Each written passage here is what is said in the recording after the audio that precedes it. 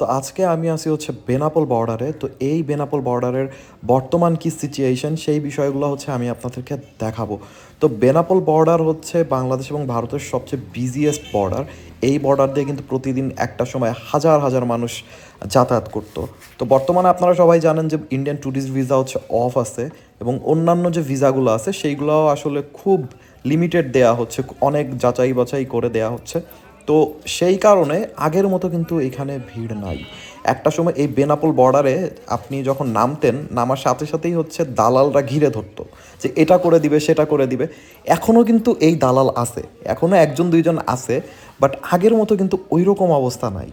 তো আপনারা দেখেই বুঝতে পারতেছেন যে বর্ডারে আসলে আগের মতো ভিড় নাই, অ্যান্ড বর্ডার কিন্তু আগের মতো নাই। বেশিরভাগ দোকানপাটি হচ্ছে এখানে বন্ধ আমি দেখতেছি, অ্যান্ড মানুষ নাই বলতে গেলেই চলে। অল্প কিছু যাত্রী আছে, 2 4 5 জন। তো এই হচ্ছে অবস্থা। দেখেন, বাংলাদেশে এই জায়গায় কিন্তু হাজার হাজার মানুষ লাইন ধরে দাঁড়ায় থাকতে হচ্ছে ইমিগ্রেশনের জন্য। এখানে আমিও লাইন ধরে দাঁড়াইছি ঘন্টার পর ঘন্টা আগে, বাট এখন দেখেন একদম পুরোপুরি ফাঁকা, একটা সিঙ্গেল মানুষও কিন্তু নাই, কেউ নাই। তো আমার হচ্ছে ইমিগ্রেশন শেষ হয়ে গেল, আমি হচ্ছে ইমিগ্রেশন তো আর দেখাতে পারবো না, বিকজ সেইখানে হচ্ছে রেস্ট্রিকশনস আছে। তো ইমিগ্রেশন শেষ করে আমি এখন নো ম্যান্স ল্যান্ডে আছি, মানে একদম মাঝখানে, ভারত বাংলাদেশের মাঝখানে। তো এইখানে দেখেন আপনি, একটা মানুষও কিন্তু নাই। যারা আছে 2 4 জন যাদের দেখা যাচ্ছে, বেশিরভাগই হচ্ছে এখানকার স্টাফ। দেখেন ঝাড়ু দিচ্ছে, ক্লিনার। অ্যান্ড 5 10 মিনিট পরে একজন দুইজন প্যাসেঞ্জার দেখা যাচ্ছে, ওই যে একজন প্যাসেঞ্জার আসতেছে, অ্যান্ড হচ্ছে এই দিক দিয়ে একজন যাচ্ছে, 2জন প্যাসেঞ্জার আমি দেখলাম। তো এখানে আমি কিন্তু বেশ কিছুক্ষণ দাঁড়ায় ছিলাম, বেশ কিছুক্ষণ দাঁড়ায় থাকার পরে হচ্ছে এরকম 2 3 জন প্যাসেঞ্জার আমি দেখলাম। অ্যান্ড প্যাসেঞ্জার থেকে কিন্তু এখানে স্টাফ বেশি, যে যারা হচ্ছে ঝাড়ু টাড়ু দিচ্ছে। তো এইবার হচ্ছে আমি হচ্ছে ইন্ডিয়ান ইমিগ্রেশনে চলে যাব।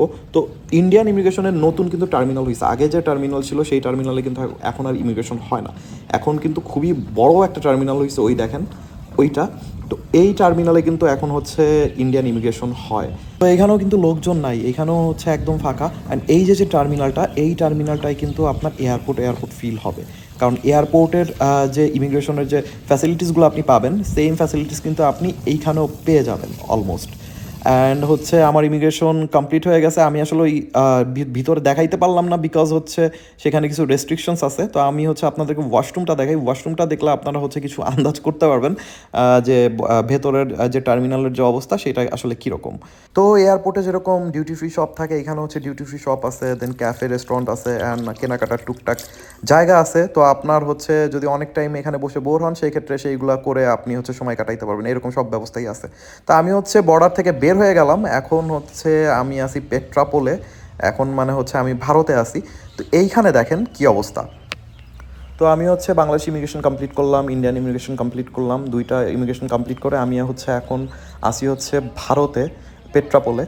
তো এই পুরো প্রসেস কমপ্লিট করতে আমার সময় লাগছে কিন্তু 5 মিনিটেরও কম। আমি বাংলাদেশ থেকে হচ্ছে মানে বেনাপোল থেকে হচ্ছে ইমিগ্রেশন কমপ্লিট করে, তারপর ইন্ডিয়ায় ইমিগ্রেশন কমপ্লিট করে এখন চলে আসলাম, যেটা আমার 5 মিনিটের কম সময় লাগছে, শুধুমাত্র ভিড় নাই বলে। একটা সময় এখানে 4 ঘন্টা 5 ঘন্টাও আমার লাগছে, এমনও রেকর্ড আছে 5 ঘন্টা অলমোস্ট লেগে গেছে।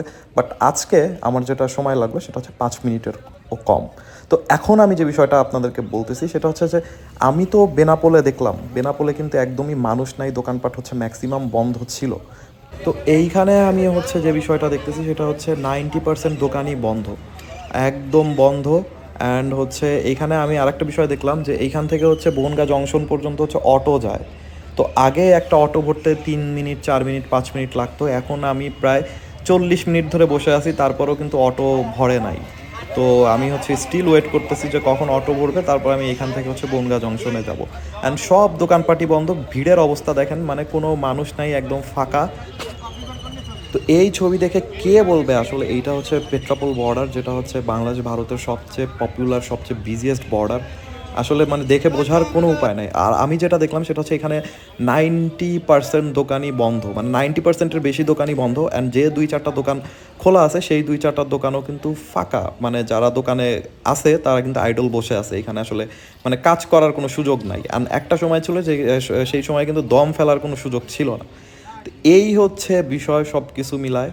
তো বেনাপোল বর্ডার বলেন, পেট্রাপোল বর্ডার বলেন, একদম ফাঁকা, এখানে কোনো লোকজন নাই, কিচ্ছু নাই, একদম ফাঁকা হয়ে গেছে। মানে দেখে কোনোভাবে বোঝা যায় না যে এইটা হচ্ছে মানে এইখানে আগে এই অবস্থা ছিল। তো আপনার দেখেন যে আমি হচ্ছে দেখাচ্ছি, এখানে হচ্ছে এই যে 2 3টা দোকান খোলা আছে, অ্যান্ড সব দোকান কিন্তু বন্ধ, সব দোকান বন্ধ একদম, মানে কোনো লোকজন নাই, কেউ নাই, কিচ্ছু নাই।